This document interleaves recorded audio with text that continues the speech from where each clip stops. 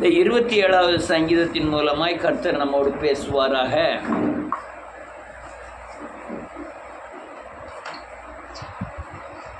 நிறைய காரியங்களை நான் போதித்துக்கிட்டே இருக்கேன், போதிக்க வேண்டியது ரொம்ப இருக்கு. என்ன காரியம்னா நல்ல புரிஞ்சுக்கிடுங்க. இந்த உலகத்தில் உள்ளது எதுவுமே பரலோக ராஜ்யத்தில் செல்லுபடியாகாது. உலகத்தில் உள்ள அறிவு, உலகத்தில் உள்ள சாயல், உலகத்தில் உள்ள குணங்கள், உலகத்தில் நீங்கள் ரொம்ப துட்டி சம்பாத்தியம் பண்ணிட்டே கொண்டு போயிருவீங்களா? கொண்டு போக முடியாது. நீங்கள் அங்கே இருந்து இங்கே உள்ளவங்கள காப்பாற்றிடுவீங்களா? அதுவும் முடியாது. உங்கள் அறிவு அங்கே பயன்படுமா? அது பயன்படாது. அங்கு என்னதான் பயன்படும்? தேவனுடைய சத்தியத்தை கேட்டு தேவனுடைய ஆலோசனையை பெற்று இந்த பூமியில நீங்க எதை சம்பாதித்திருக்கீங்களோ அதுதான் அங்க பலன் தரும்.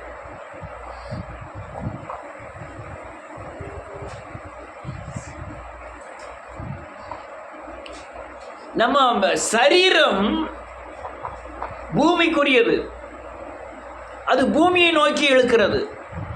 என் ஆத்துமா பரலோகத்துக்குரியது, என் ஆவி பரலோகத்துக்குரியது, அது பரலோகத்தை நோக்கி இழுக்கிறது. இந்த சண்டைகள், மாம்சத்துக்கும் ஆவிக்குரிய சண்டைகள் கடைசி வரையும் இருக்கும். இந்த சரீரம் என்னை தேவனை காணக்கூடாதபடி செய்கிறது. எல்லாம் கேட்கலாம், நான் பாட்டில் கத்திக்கிட்டு இருக்கேன், கேட்காம இருந்துடக்கூடாது. என் சரீரம் தேவனை காணக்கூடாதபடி, தேவனை சந்திக்கக்கூடாதபடி, தேவனிடத்தில் பேசக்கூடாதபடி பல கோணங்களிலே என்னை நெருக்குவதாய் காணப்படும். அல்லேலூயா. ஆனால் ஆவி மேலே நோக்கிக்கிட்டே இருக்கும். கர்த்தாவே, ஒரு சின்ன காரியம்னாலும் ஆத்துமா என்னச்சு, ஆண்டவரே என்ன பாரு என்ன நடக்கு அப்படிங்கிறது ஆத்துமா மேலே, ஆவி மேலே பார்த்துக்கிட்டே இருக்கும். அப்போ நீங்க இந்த சரீரத்தை வச்சு தேவனை போய் பார்க்க முடியாது. அல்லேலூயா. அப்ப அவர் தாடிக்காரர் பார்த்தோம்னு சொல்றாரு. நான் தரிசித்தேன், தேவனை தரிசிப்பதுன்னு ஒரு சீடியில் இதை பேசியிருப்பேன். ஆனால் அது கோணம் வேற, இது கோணம் வேற. தாடிக்காரர் சொல்றார், நான் நெகம் போய் தேவனை போய் பார்க்கிறேன், தேவனோடு பேசுகிறேன் அப்படிலாம் சொல்கிறார். எத்தனை பேர் நான் சொல்ல கேட்டிருக்கிறேன். நானும் அநேக வீட்டில் போய் உட்காந்து, ஆண்டவரே நான் இவ்வளோ உண்மையாக இருக்கணும்னு நினைக்கிறேன், என் பாவத்தை விட்டு பரிசுத்தமாக இருக்குன்னு நினைக்கிறேன், என் ஐம்புலன்களையும் அடக்கி தேவனுக்குள்ளே வாழ நினைக்கிறேன், என்னால் ஏன் பார்க்க முடியலன்னு நினச்சிருக்கேன்.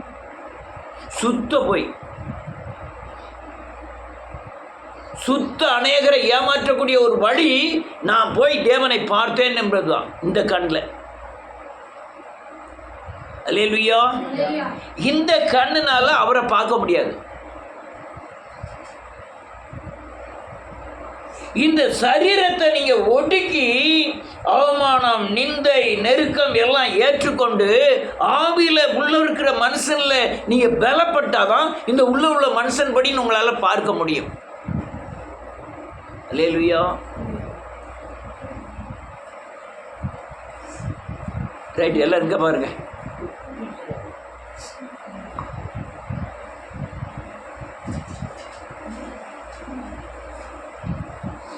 அல்லேலூயா. இந்த சரீர நெருக்கத்திற்கோ வசனத்தின்படி நடப்பதற்கோ மக்களுக்கு விருப்பமே இல்லை. நீங்க சத்தியத்தின்படி நடந்தாதான் சரீரம் நெருக்கப்படும். அந்த ஆவியில மேலோங்கி நீங்க தேவனை தரிசிக்கக்கூடிய அந்த பலத்தை பெறுவீர்கள். போர் போடுற மிஷினை பார்த்துருக்கியா பேபி? அது சத்தத்தை கேட்டிருக்கியா? எப்படி இருக்கும்?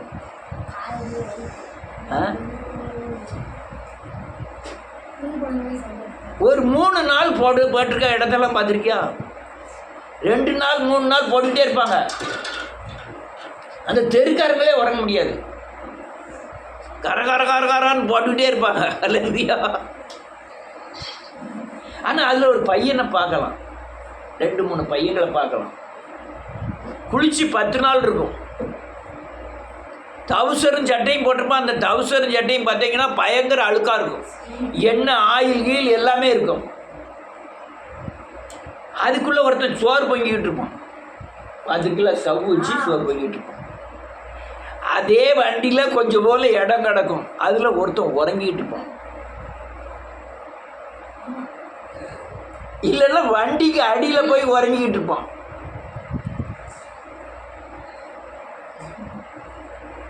எவ்வளவு பெரிய சூழ்நிலை பாருங்க. குளிச்சு ஒரு நாள் குளிக்கலைனாலும் நமக்கு உறக்கம் வராது, லேசா சவுண்டு கட்டாலும் நமக்கு உறக்கம் வராது. அல்லையா? அதில் வேற வெக்க வேற இந்த இது யார் அடைச்சி அது இதை விட போட்ஸாக எரியும் அந்த ஸ்டவ். அது கூட எல்லாம் படுத்து உறங்குவா 2-3 பேர். என்ன செய்தா நான் சோத்தா அப்படிமா உறங்கிட்டு இருக்கேன்னு ஹிந்தியில் சொல்லுவான். அல்லேலூயா. இந்த சங்கடங்களை நாமும் அநேக கோணங்களில் பட்டு உலகத்திற்காக சாகிறதுக்கு ரெடி. ஆனால் தேவ ஆவியினாலே நம்முடைய மாம்சத்தின் கிரியைகளை அழித்து தேவனை தரிசிக்க ரெடி இல்லை. அல்லேலூயா.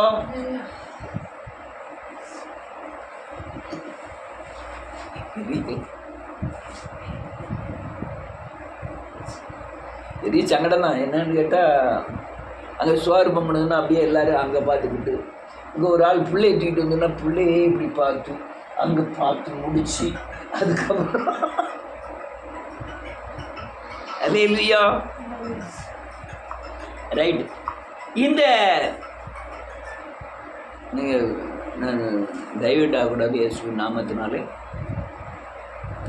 இந்த சரீரம் நெருக்கப்படும் போது உள்ள இருக்கிற மனித ஆவி அழிந்து பரிசுத்த ஆவியின் கூடுதல் வரும் பொழுது நீங்கள் ஆத்தும கண்கள் மூலமாய் தேவனை தரிசிக்க முடியும். அல்லேலூயா. வாசிப்போம். அந்த 8வது அதிகாரம் 8வது வசனம். என் முகத்தை தேடுங்கள். ஆமென். ஆமென். ஆமென். வேதம் சொல்லுது 8வது அதிகாரம் என் முகத்தை தேடுங்கள் என்று 8வது வசனம். என் முகத்தை தேடுங்கள் என்று சொன்னீரே, உம்முடைய முகத்தையே தேடுவேன் கர்த்தாவே என்று என் இருதயம் என்னிடத்தில் சொல்லுகிறது. நல்லா கவனிக்கணும். இருதயத்தில் என்ன இருக்கு? ஆவி இருக்கிறது. என் இருதயம் என்ன சொல்லுது? நான் கர்த்தருடைய முகத்தை தேடுங்கள் அப்படின்னு சொல்லுது. இப்போ இந்த உலகத்தின் காரியங்கள் இயேசுவை பார்த்தேன்னு சொல்றவங்க என்னன்னு சொல்றாங்க? சரீரத்தின் மூலமாக இங்கே தேவனை பாருங்க அப்படிங்கிறாங்க. உன் பக்கத்தில் நிற்கிறார், உன்னை தொட்டு கொண்டு இருக்கிறார். இது புறமே ஹம்பக் வேலைகள். அல்லேலூயா. நான் தேவ தொடுதல் இல்லைன்னு சொல்லல, தேவன் தரிசனம் தாராருங்கிறது நான் சும்மா சொல்லல. ஆனால் இந்த சரீரத்தில் உள்ள காரியங்களுக்கு ஆவிக்குரிய முறையில் தான் தேவ தொடுதலும் தேவ நடத்துதலும் இருக்கும். எனக்கு அநேக சத்தியங்களை போதித்தார். நான் ஏன்னா என் சரீரத்தை உபத்திரப்படுவதற்கு ஒப்பு கொடுத்தேன். தனிமையாகணும். வாழ்க்கையில் நீங்கள் தனிமையாகணும். தேவனை தவிர வேற எதையும் சார்ந்திராதபடி தனிமையானால் உங்கள்கிட்ட பேசுவார். நீங்கள் உங்கள் சரீரத்தை வேதவசனத்திற்குள் நடத்தும் போது, இடுக்கமான வாசலுக்குள்ளே பிரவேசிக்கும் பொழுது உன்கிட்ட கர்த்தர் பேசுவார். நீங்கள் கர்த்தரை காண முடியும். ஐயா இல்லையா, இந்த எம்மாவூருக்கு போகிற சீசரோடு கர்த்தர் போய்கிட்டு இருக்காரு. ஆனால் அவர்களால் பார்க்க முடியவில்லை, அவர் முகத்தை பார்க்க முடியவில்லை. ஏனென்றால் இவர்கள் மாமிச சிந்தையில் இருக்கிறார்கள். அதனால தேவன் பேசிக்கிட்டே போறார். போகும்போது ஏன் இப்படி துக்கமுகமாய் போறது என்னன்னு கேட்டோன்னா அவங்க 2 பேரும் சொல்றாங்க, நான் இந்த எருசலேம் நடந்த கதை தெரியாதான், இயேசுநாதரை சிலுவையில் அரைஞ்சி கொண்டுட்டாங்கன்ட்டு இயேசுநாதர்கிட்டே சொல்றாங்க. ஒரு வீடு வந்து முடியும் போது அவங்க சொல்றாங்க, வாங்க எங்க வீட்டுக்கு வந்துட்டு போங்கங்காரு. உடனே மாட்டம்காரு திரும்பி வற்புறுத்தி அழைச்சோன்னு வீட்டுக்கு போறாரு. அங்கே போய் அப்பத்தை பிட்டு இந்த ஆசீர்வதித்து கொடுக்கும்போது அவர் கண்கள் என்ன செய்தான்? திறக்கப்பட்டது. அப்போ இவர் சொன்ன வார்த்தைகள் அவர்கள் இருதயத்திலே பற்றி எறிந்தது. அப்போ ஒரு மனுஷனுடைய ஆத்தும கண்கள் திறக்கப்படணும்னா என்ன செய்யணும்? அப்பம் பிற்கப்பட வேண்டும். வேத வசனம் அவங்க இருதயத்தில் ஓடிக்கிட்டே இருக்கணும். ஏந்த வசனத்தின் சாரங்கள் படிதான் உங்க அதனுடைய எண்ணங்கள் நடக்கைகள் புறமே இருக்கணும். வேத வசனத்தின் சாரத்தின் அடிப்படையில் உங்க ஜபங்கள்லாம் இருக்கணும். அப்பதான் நீங்க தரிசிக்க முடியும். நான் எனக்கு ஓடின வசனம் என்ன தெரியுமா? 127வது சங்கீதம். என் சிறையிருப்பை தேவன் திருப்பும் போது சொப்பனம் காண்கிறவர்கள் போயிருந்தேன். அது அப்ப எனக்கு மகிழ்ச்சியும் சந்தோஷமும் உண்டாயிற்று. சிறையிருப்புனா என்ன? என் மனுஷிக வல்லமையை விட இன்னொரு வல்லமை என்னை ஆட்கொள்வதுதான் என்னது? சிறையிருப்பு. ஏதோ ஒரு வல்லமை என்ன செய்யுது? ஆட்கொள்ளுது. அந்த வல்லமையை திருப்புகிறார் தேவன் சிறையிருப்பை அப்படின்னு எனக்குள்ள தியானம் ஓடிக்கிட்டே இருந்தது. நீ இப்படி தியானத்தின் அடிப்படையில் வசனம் ஓடாமல், வசனத்தின் தியானத்தின் அடிப்படையில் ஜெபம் பண்ணாமல், வசனத்தின்படி உன் வாழ்க்கையை அமைக்காமல், வசனத்தின்படி ஊழியம் செய்யாமல், வசனத்தின்படி தியானம் செய்யாமல் இருந்தால் தேவனை நீங்கள் தரிசிக்க முடியும். பார்க்கிறதை காணலாம். அதை பார்க்கலாம், இதை பார்க்கலாம், இதை பார்க்கணும். அல்லேலூயா. ஐயா, அடுத்தவனே பார்க்க வேண்டாமா, பேச வேண்டாமா? எவ்வளவு நாள் பேசுங்க. உங்கள் ஆத்துமாவில் போய் அந்த வார்த்தைகள் டச் ஆனதுன்னா பலவீனப்படுவீர்கள். ஜோசுவா குட்ஸ் வண்டி பார்த்துருக்கியா? குட்ஸு டக்குன்னு சொல்லுவாங்க, குட்ஸுன்னு சொல்லுவாங்க. தெரியாதா? குட்ஸுக்கு இங்கே என்ன சொல்லுவாங்க? சாமான்லாம் ஏற்றிட்டு போகுது இல்லை, அதுக்கு பேர் என்ன பேர்?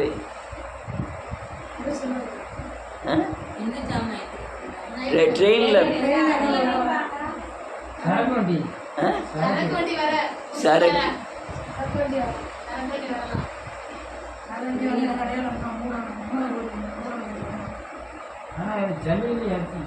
ஜல்லி சரக்கு எல்லாமே குட்ஸு தான். எல்லாமே குட்ஸு வண்டி தான். எத்தனை நீ பார்க்கலையோ? குட்ஸ் வண்டியை ஒருத்தரும் பார்த்தது இல்லையோ?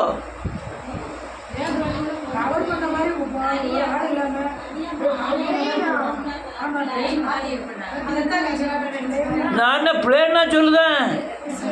ட்ரெயினில் இன்ஜின் மட்டும் இருக்கும், மற்ற புறம் பெட்டி இருக்கும். புறம் பெட்டியாக தான் இருக்கும். எத்தனை பெட்டி இருக்கும் ட்ரெயினில்? இந்த பெட்டியில் 9 பெட்டி, 6 பெட்டி, 7 பெட்டி இருக்கும். அதில் எத்தனை பெட்டி இருக்கும் தெரியுமா? சில ட்ரெயினில் 40 பெட்டி, 35 பெட்டி, 40 பெட்டி இருக்கும். அல்லேலூயா. எல்லாரும் பார்த்துருக்கீங்களா இல்லையா? காமிக்கணும்னா நான் காமிக்கேன் செல்லில். 45 பெட்டி 50 பெட்டி வரைக்கும் கட்டுவான், அடைப்பான். இங்கேருந்து எங்கே போவோம் தெரியுமா? இங்கேருந்து சரக்கு ஏற்றிக்கிட்டு டெல்லி போவோம், பாம்பே போவோம். அது பாட்டில் போய்கிட்டே இருக்கும் மாதம் கணக்கில். எழுத்தால 2 ட்ரெயின் வந்துட்டுனா அங்கே ஒரு ஸ்டேஷனில் 5 நாள் போட்டுருவான். போட்டு அதுக்கப்புறம் சாகசமாக எடுப்பான். கடைசி பெட்டியில் ஒரு டிடிஆர் இருக்கிறத பார்த்துருக்கீங்களா? அவர் கூட யார் இருக்கா? ஒரு பாத்ரூம் கூட கிடையாது, ஒன்றுமே கிடையாது. இப்போ நம்ம தெங்காசியில் வந்து வண்டி நிற்கான்னு வச்சு விடுவோம். அவர் எங்கே போய் இறங்கணும் தெரியுமா? செங்கோட்டையில் தான் இருக்கணும். அவ்வளோ நீளம் பெட்டி. ஏகப்பட்ட காடுகள் இருக்குது. பாம்பே போகிற வழியில் மலை ஓரமாக தான் போகிறான். ஏகப்பட்ட குகைகள் இருக்குது. போகிற வழியில் எங்கேயாவது நின்றுன்னா அவர் என்ன ஆவார்?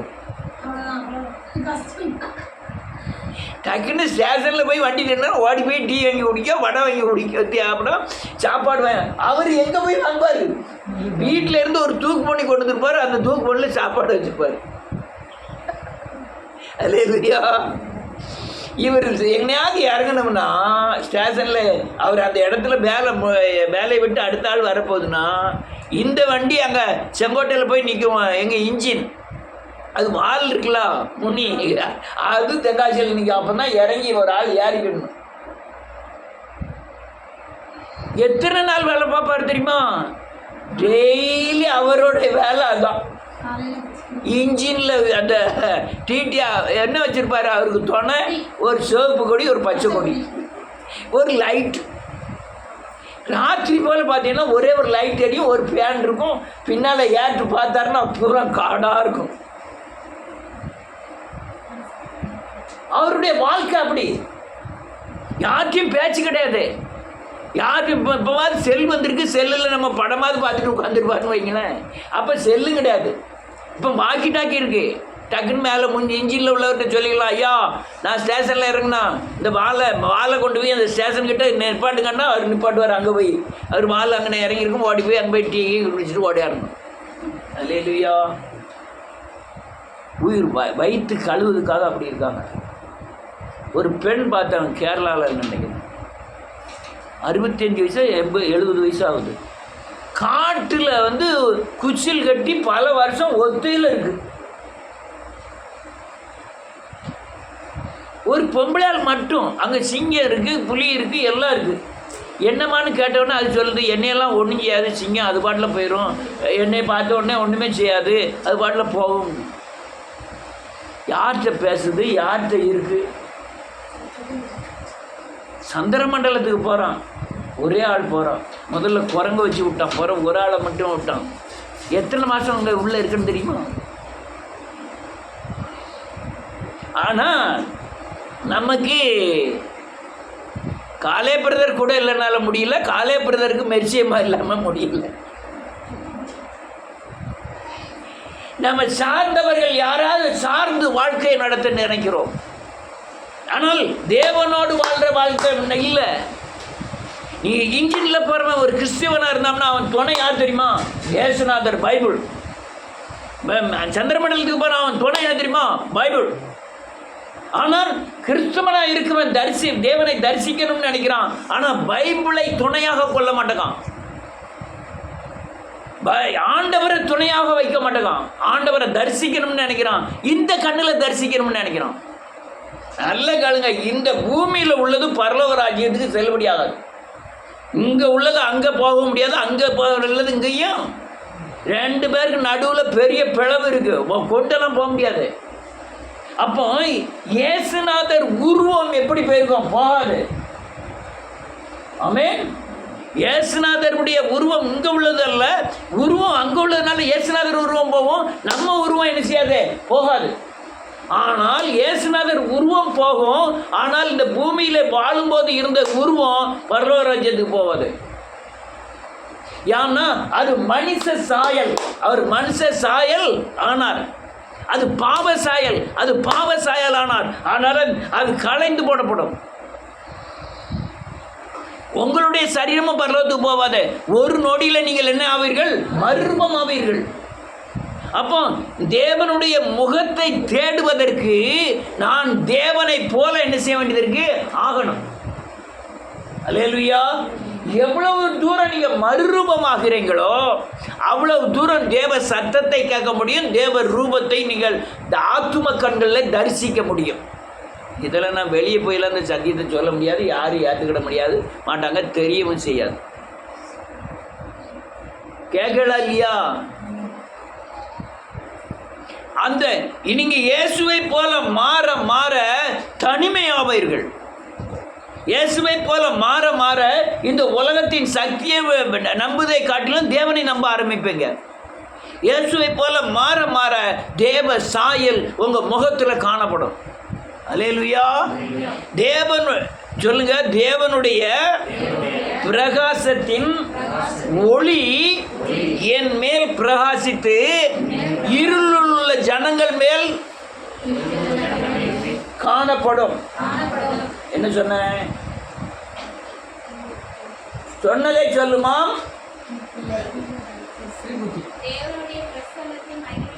பிரகாசத்தின் மகிமை, அந்த பிரகாசம், அவர் பரிசுத்தத்திலே பிரகாசமானவர், யாரும் சேரக்கூடாது ஒளியில். அவருடைய பிரகாசம் யார் மேல அடிக்க? என் மேல அடிச்சு இங்கே உலகத்தில் இருக்கிற இருளுள்ள ஜனங்கள் மேல அடிக்கு. அப்போ என் முகத்துல யாரை பார்ப்பாங்க? இயேசுவை பார்ப்பாங்கன்னா இந்த தாடி வச்ச இயேசுவையா? அவருடைய சாயலை காண்பேன். இப்போ நீங்க எவ்வளவு தூரம் இயேசுவின் பிரகாசத்தில் வர்றீங்களோ அவருடைய சாயல் உங்க முகத்தின் ஒளிக்கா வந்துடும். ஆமென். ஆனா நம்ம சாயல் பூரா அப்பா சாயல் அம்மா சாயல் தான். ஆமென். ஆனா பிசாசுக்கு தெரியும் இவன் தேவ சாயல்ல இருக்கிறான்னு. உலகத்துல அநேக ஊழியல பேசாதீங்க, பேசுனீங்கன்னா ஒண்ணுமே செய்ய முடியாது.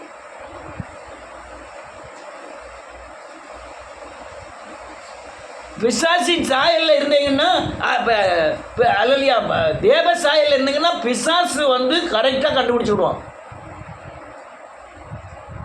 அவர் பாவம் செய்தபடினாலே மனுஷ சாயலானார். ஆமென். என்ன சாயலானார்?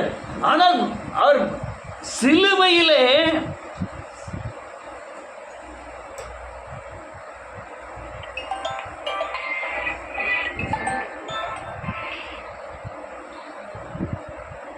ரைட். அல்லேலூயா.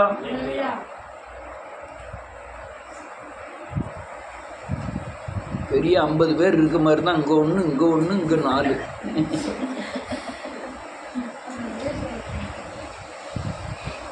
அல்லேலூயா. பாவ சாயலானார். ஆமென். நான் மாம்சத்தில் இருந்ததுனால பாவ சாயலானார். பாவ சாயலாகி சிலுவையிலே இந்த சாயல் அப்படியே இருந்தது. ஆனால் உள்கிரியைகள் மாறியது. எங்க? யாருக்கு? இயேசுநாதருக்கு. அதை பார்த்து சொல்லுங்க, என்னுடைய மாம்ச சாயலை அழித்து இயேசுவின் சாயலை நான் தரித்து கொள்ளுகிறேன். அதனால் இயேசுவின் சாயல் என் மூலமாய் வெளிப்படும்.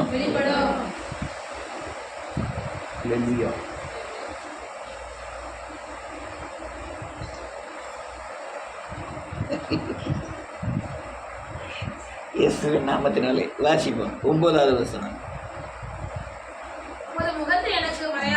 உமது முகத்தை எனக்கு மறையாதையும் விலக்கி போடாதையும் சகாயர் தேவனே நெகிழ விடாமலும் என்னை. ஒரே ஒரு காரியம், உம்முடைய முகத்தை எனக்கு மறைத்தீரானால் அடியனை விலக்கி போட்டுருவாங்க. நீர் சகாயரா இருக்க மாட்டேரு, முகத்தை ரட்சிப்பா இருக்க மாட்டேரு, எனக்கு காமிச்சுட்டே இருக்கும். அல்லேலூயா. நீங்க சத்தியத்தின்படி நடக்காம, சத்தியத்தின் தியானம் இல்லாம, சத்தியத்தின் தியானத்தின் அடிப்படையில் நீங்க ஜெபம் பண்ணாம, உங்க வாழ்க்கை முறைகள் சத்தியத்தின் அடிப்படையில் இல்லாம நீங்க தேவனை தரிசிக்க முடியாது. அல்லேலூயா. வாயில ஏகப்பட்ட வசனம் இருந்து பிரயோஜனம் கிடையாது. அச்சு அடையாளமாய் மாறணும். உங்க தேவ சாயல்ல மாறணும். நீங்க அந்த தன்மை வராதனால இங்க பலவீனமா இருக்கீங்க. இன்னொரு வசனத்தை வாசிப்போம். 31வது சங்கீதம் 16வது வசனம்.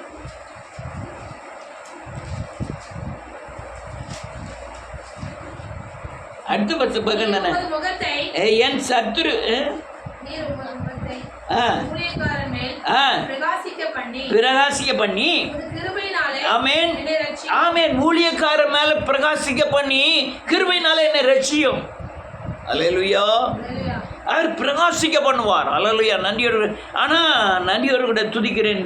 இந்த தேவ மகிமையின் சாயல் நீ எதில் பார்க்க முடியும் தெரியும்னா, அல்லேலூயா, கண்ணாடியிலே காண்கிறது போல தேவ மகிமையை நீங்கள் உங்கள் கண்ணாடியில் காண்கிறது போல காண வேண்டும்.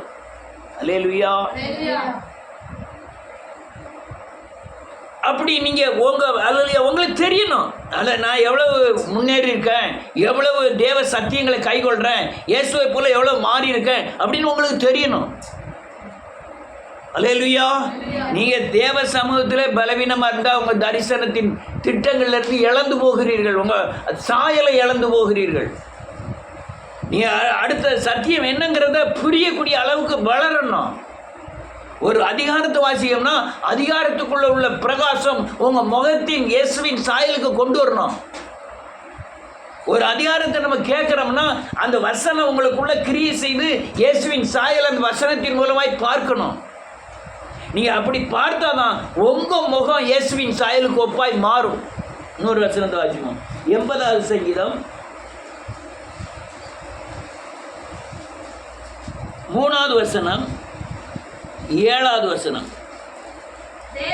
தேவனே என்னை எங்களை திருப்பி கொண்டு வாரும், பிரகாசிக்க பண்ணும். அப்பொழுது ரட்சிக்கப்படுவோம். ஆமென். வேதம் சொல்லுது, உமது முகத்தை என் மேல் பிரகாசிக்க பண்ணும், அப்போது நான் ரட்சிக்கப்பட்டுருவேன். ஆண்டவரே கேளும். உம்முடைய முகத்தின் அல்லது உம்முடைய முகத்தின் சாயலினால என்ன ஆவேன்? நான் திருப்தி ஆவேன். உம்முடைய முகத்தின் பிரகாசத்தை என் மேல் பிரகாசிக்க பண்ணும் ஆண்டவரே. அப்படிதான் உங்க தேவ முகத்தை பார்க்க முடியும். அல்லேலூயா.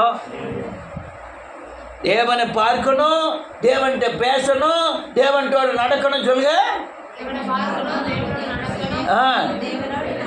பேசணும். என்னத்தை பேசணும்? என்னத்தினால உங்க வீட்டில் நடக்கிற அதுக்கெல்லாம் இருதய சுத்தம் வேணும். நீ முதல்ல அதை அனுபவிக்க தெரியணும். அந்த அந்த மேன்மையை அனுபவிக்க தெரியணும். எல்லா காரியத்தும் வழிகள் எல்லாம் கர்த்தரிடத்துல ஒப்புவி, காரியங்களை அவர் வாய்க்க பண்ணுவார். நெடுமுழங்கல்ல நின்றுதான் ஜெபம்ட்டு இல்லை. நீங்க போகும்போதும் வரும்போதும் பேசலாம், ஆண்டவரே அப்படின்னு. ஏனோக்கு தேவனோடு சஞ்சரித்தான், நோபா தேவனோடு சஞ்சரித்தான். அவன் தேவனோடு பேசிக்கிட்டே இருந்தான், தேவனோடு நடந்தான். அந்த இன்ஜின் அந்த குட்ஸு அந்த டிடிஆர் இருந்த மாதிரி தான். கடைசி வரையும் பின்னால் கடைசியில் இருந்துக்கிட்டு ஆண்டவரே சேவிச்சுக்கிட்டு போயிட வேண்டிதான். அவர் வேலை வேண்டான்னு போனார்னா பொண்டாட்டி பிள்ளைலாம் என்ன ஆகுமா? பட்டினியாக கிடக்கும். அவர் வேலை பார்த்து தான் ஆகணும். ரூபன் இருக்காரா? ரூபன் என்ன அங்கே கூட என்னையா உள்ள கிளீனர்லாம் இல்லைங்க, நான் ஒத்துக்கல, நான் ஒரே ஆள் தான் அப்படி. அப்போ அவருக்கு வேலை என்ன? இதே வேலை தான். ஆண்டவரே அங்கே பாரு, அவன் உள்ளே வர, ஆண்டவரே இயேசுவின் நாமத்தினாலே சபிக்கிறேன், ஏன் இன்னும் பாரு அங்கே பாரு ஆண்டவரே அப்படின்னு பேசிட்டு போனதான். யார் கேட்கக்கூடாது இருக்கா? ஒரே ஒரு ஆள் மட்டும்தான், அவருக்கு மட்டும் பேசலாம். வசனங்களை சொல்லலாம், வசனங்களை சத்தம் போட்டு பாட்டு படிக்கலாம். யாருக்காக உள்ள நம்ம பாட்டு சத்தம் போட்டு பாட்டு படிக்கலாம். என்ன பாட்டு தப்பு விட்டேன்னு கேட்க யாராவது இருக்காங்களா? ஒருத்தர் கிடையாது. ஆண்டவர் இறங்கி நீ தப்பா படிச்சேன்னா சொல்லுவாரு?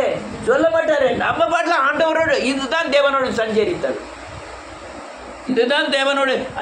7வது வசனம் 87. ஆமென். வாரும், உம்முடைய முகத்தை என் மேல் பிரகாசிக்க பண்ணும், அப்போது நான் ரட்சிக்கப்பட்டுருவேன். ஆண்டவரே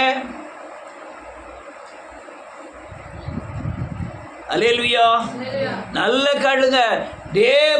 சொல்லுங்க, தேவ மகிமை என் மேல் எவ்வளவு காணப்படுகிறதோ அப்பொழுது அந்த அளவுக்கு மட்டுமே நான் தேவனுடைய முகத்தை தரிசிப்பேன். அர்த்தம் என்ன? நான் இயேசுவை போல எவ்வளவு மாறி இருக்கணும் அவ்வளவு தூரம் தான் தேவனோடு சஞ்சரிக்க முடியும், தேவனோடு பேச முடியும், தேவனோடு நடக்க முடியும். நான் எவ்வளவு தூரம் பாவத்தை விட்டு உலகத்தை விட்டு அல்லையா சாபத்திலிருந்து விடுதலையாகி என் சுவாபத்திலிருந்து விடுதலை ஆனோம்னா அந்த அளவுக்கு நான் தேவனோடு பேச முடியும், தேவனோடு நடக்க முடியும், தேவனோடு சஞ்சரிக்க முடியும். வாயின் வார்த்தையை குறைச்சிடணும், அறிவினங்களை பூரா குறைக்கணும். அப்போ தான் உன்னுடைய சுவாபத்தை பூரா குறைக்கணும், உன் சுயம் உடைக்கப்படணும். அப்போ தான் நீ தேவனோடு நடக்க முடியும், நீங்கள் தேவனோடு சஞ்சரிக்கணும், தேவனை பார்க்கணும். அழகா சொன்ன சங்கீதக்காரன், நீதியினால் உன்னுடைய முகத்தை என்ன செய்வேன்? தரிசிப்பேன். நீதி செய்யும் போது நான் எந்த கண்ணில் இல்லை, என் ஆத்தும கண்களில் தரிசிப்பேன். அநேக சக்தி எனக்கு வெளிப்படும் போது பயங்கரமான ஆச்சரியமாக இருக்கும். பயங்கரம். ஆனால் சொல்லுறதுக்கு ஆள் இல்லையே. நான் உங்கள்கிட்ட தான் சொல்லிக்கிட்டு இருக்கேன்.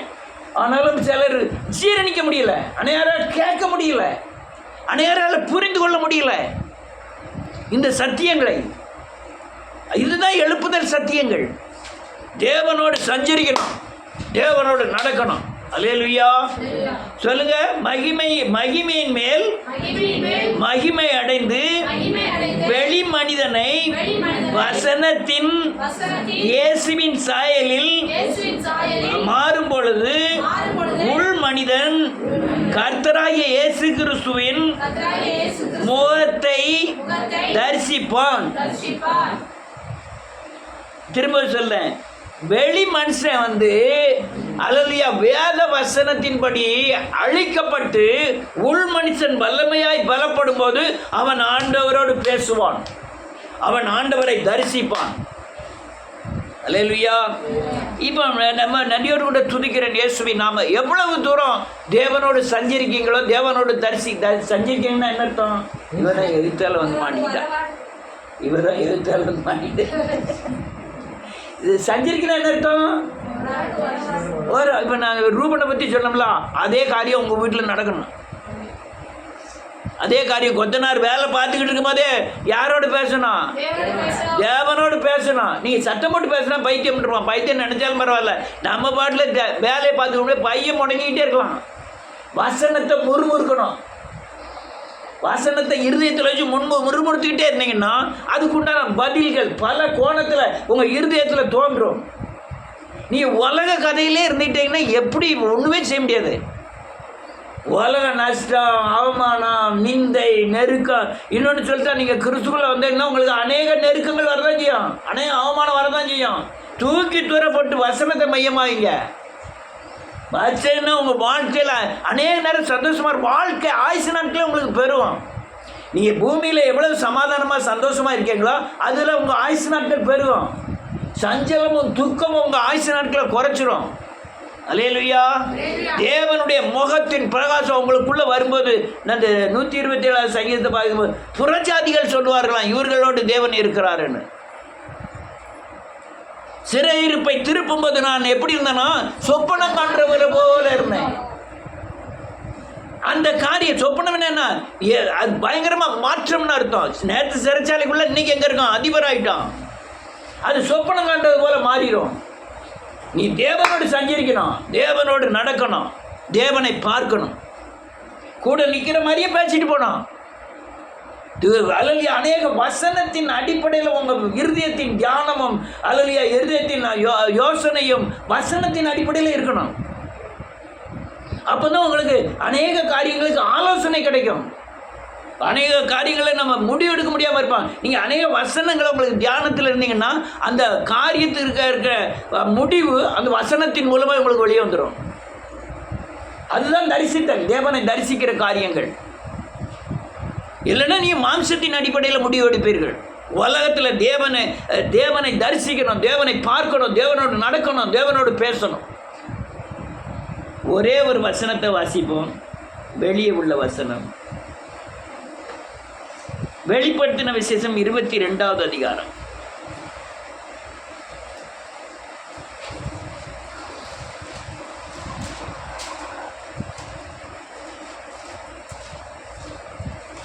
நாலாவது வசனம்.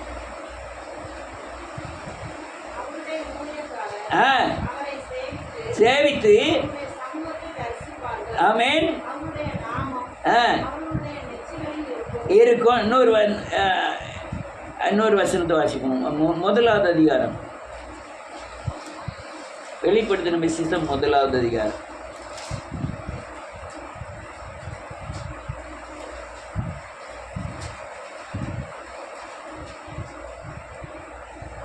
பன்னிரெண்டாவது வசனத்திலிருந்து வாசிக்கிறோம். பேசின ஆமென், திரும்பினேன் ஆமென் ஆமென் ஆமென்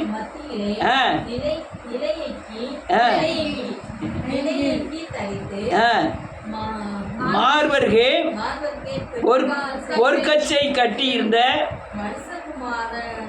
ஒப்பானவரை கண்டேன். இவன் எப்படி காண்கிறான் பாருங்க. 10வது வசனம். ஆமென், ஆவிக்குள்ளானேன் ஆமென் ஆமென். இப்ப என்ன ஆயிட்டு? அவன் எதுல இருக்கான்? ஆவிக்குள்ள இருக்கான். அவன் பார்க்கிறது என்னது? ஆவிக்குள்ள பார்க்கிறான். அவன் சத்தம் எங்க கேட்கிறான்? ஆவிக்குள்ள இருக்கிறான். இந்த காது இல்லை, உள்ள சத்தம் கேட்கும். ஆத்மாவில் என்ன கேட்கும்? சத்தம் கேட்கும். உணர்வு ஏற்படும். என்னது? ஏவுதல் ஏற்படும், உந்தி தள்ளும். அடுத்தால 14வது வசனம்.